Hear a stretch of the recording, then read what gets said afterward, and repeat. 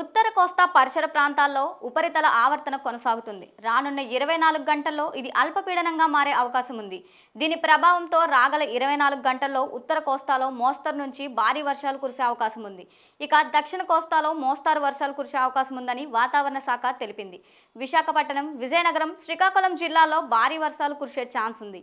ఇక నంద్యాల, కర్నూలు, బాపట్ల, గుంటూరు, నెల్లూరు, ప్రకాశం జిల్లాలో మోస్తారు వర్షాలు కురిసే అవకాశం ఉంది. బుధవారం, గురువారాల్లో ఈ వర్షాలు కురిసే అవకాశం ఉందని వాతావరణ శాఖ తెలిపింది. ఇప్పటికే గోదావరి, కృష్ణా నదుల్లో వరద పెరిగింది. కృష్ణా, గోదావరి పరివాహక ప్రాంతాల్లో కురిసిన వర్షాలకు ఈ నదుల్లో వరదలు పోటెత్తాయి. తెలంగాణ జిల్లా మీదుగా కృష్ణా, గోదావరి నదుల నీరు ఏపీకి చేరుతుంది. దీంతో ఈ రెండు నదుల పరివాహక ప్రాంతాల ప్రజలు అప్రమత్తంగా ఉండాలని ఏపీ విపత్తు శాఖ అధికారులు కోరారు. ఇక తెలంగాణలోని పలు జిల్లాలకు వాతావరణ శాఖ యెల్లో అలర్ట్ జారీ చేసింది.